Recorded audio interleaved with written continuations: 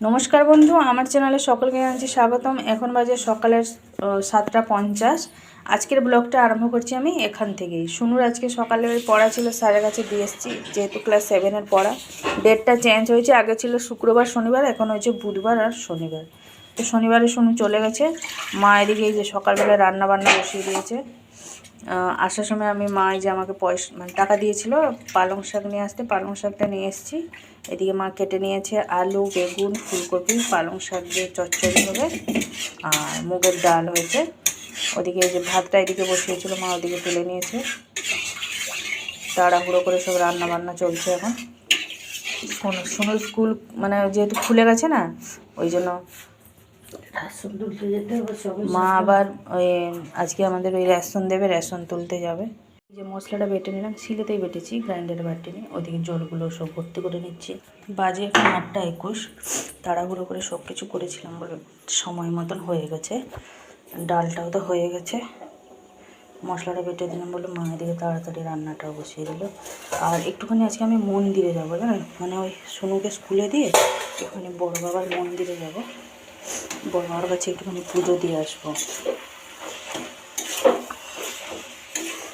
কী বলুন তো, আমার মনে হয় যে ভগবানের সাথে যখন আমরা দুঃখের সময়গুলো শেয়ার করি, আমার মনে হয় জীবনে ছোট ছোট আনন্দগুলো ভগবানদের সাথে শেয়ার করা উচিত।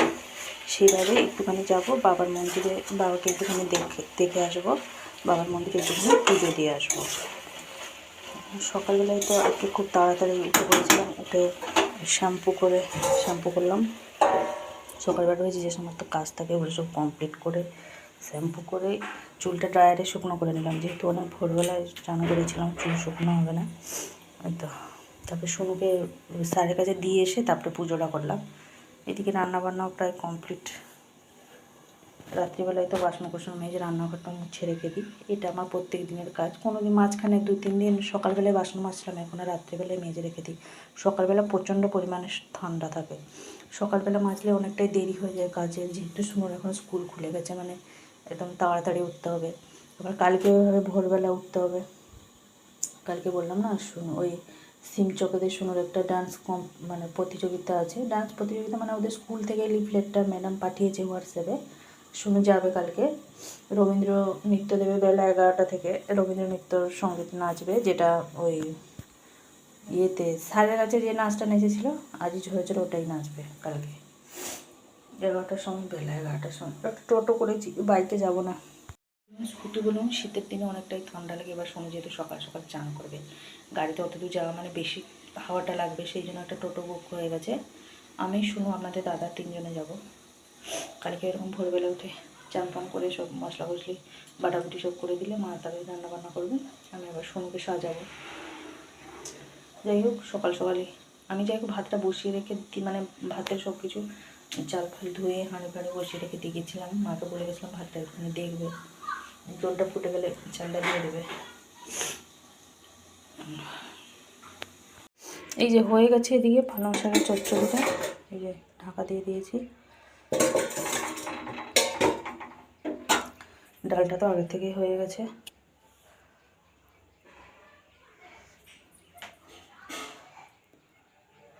সকালবেলা ওই আমার সব চানের কাপড়গুলো বাথরুমে আছে 1 বালতি মতো, ওইগুলো সব ধুয়ে নেবো। এখন ধুয়ে সব ছাদে শুকনো দিয়ে আসবো।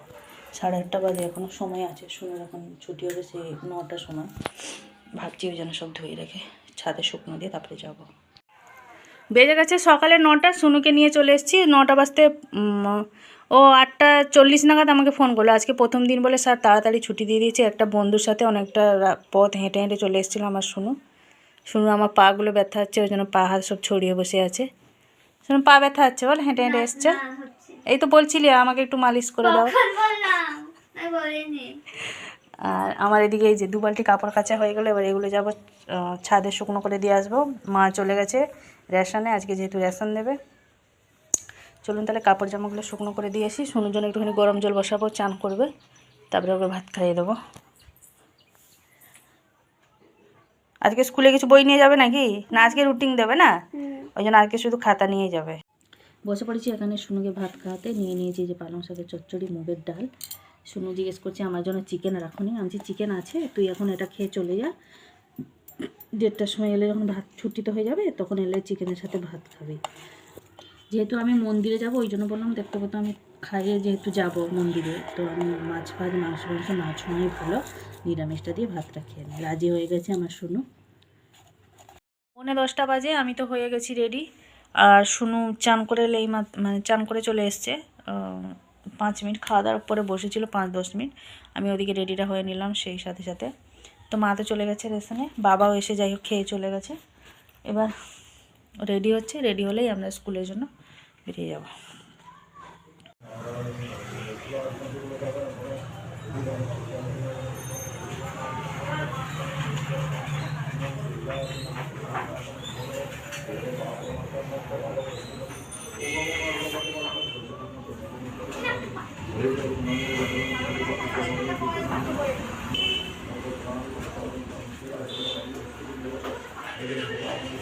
বেজে গেছে 11:20 মতন। একটু আগে জাস্ট আমি মুড়ি খেলাম, বাবার মন্দির থেকে পুজো দিয়ে চলে এসেছি।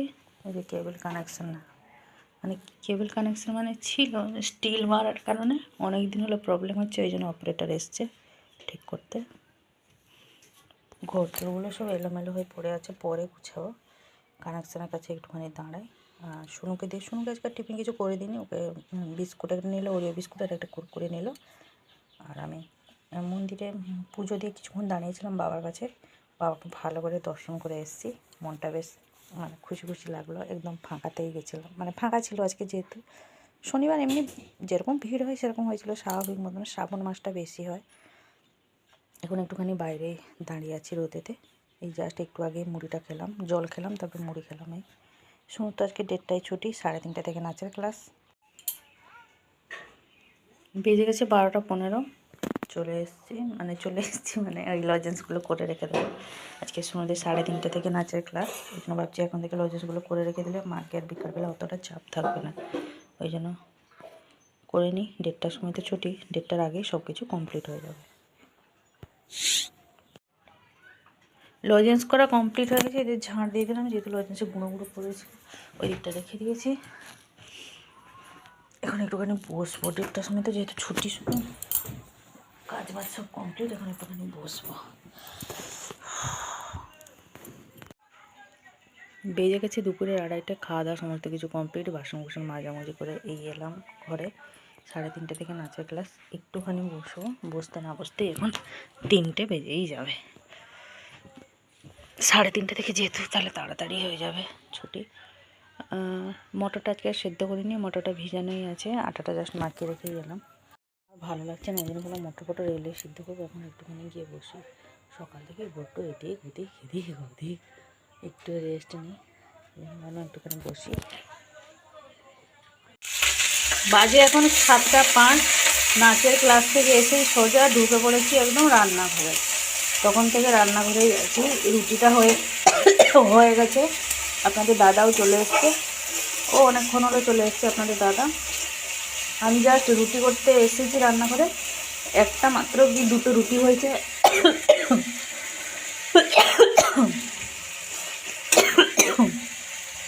শুকনো লঙ্কাটা পুড়িয়েছি না, তার ঝাঁঝটা এখনও আছে। আপনাদের দাদা এসে গেল, আবার একটু চা করলাম, ওকে একটু চা দিলাম, আমি একটুখানি চা খেলাম। এদিকে ঘুগনিটা করছি, আমার নিরামিষ ঘুগনিটা হয়ে গেছে। অনেক দিন হলো ইচ্ছে ছিল একটুখানি নারকেল কুচি দিয়ে করার, ওই জন্য নারকেল কুচি দিয়ে এলাম একটুখানি। হয়ে গেছে ঘুগনিটা, ওপাশে রেখে দিয়েছি, রুটি তো হয়ে গেছে। এদিকে এই যে শুকনো লঙ্কা টমেটো পুড়িয়েছি, ওই জন্য মানে শুকনো লঙ্কা ঝাঁঝটা এখনও আছে। এদিকে ওদের এই যে ঘুগনিটা করছি। আর শুনু তার বাপিকে বলেছিল চাউমিন আনতে, চাউমিন নিয়ে এসেছিলো আপনাদের দাদা, আর 2টো ডেরি মিল্ক নিয়ে এসছে। ওর খাওয়া হয়ে গেছে চাউমিনটা। আমি এগুলো ঘুগনিটা করে নিয়ে যে রান্নার বাসনগুলো কিছুটা মেজে রেখে দেবো, তাহলে রাত্রিবেলা অতটা আর জাম হবে না। নাচের ক্লাস থেকে এসে কোনোরকম আর ভিডিও করতে পারিনি, মানে সোজা চলে এসেছি রান্নাঘরে, তো এতটাই ব্যস্ত হয়ে পড়েছি যে কোনোরকম আর ভিডিও করতে পারিনি। তাই জন্য এখন ভাবলাম একটুখানি ভিডিওটা এখন একটুখানি করে নিই। 3:30 থেকে করলে ওই 5:30টার মধ্যেই ছুটি হয়ে যায়। বাড়ি এসে পৌঁছে তখন প্রায় 5:40 মতন হয়ে গেছিলো। বাড়ি এসে যখন পৌঁছালাম, চলুন তাহলে এবার ঘুগনিটা করে নিই। বেজে গেছে 7:20, এইমাত্র আমার এই যে রান্না বান্না সব কমপ্লিট হলো।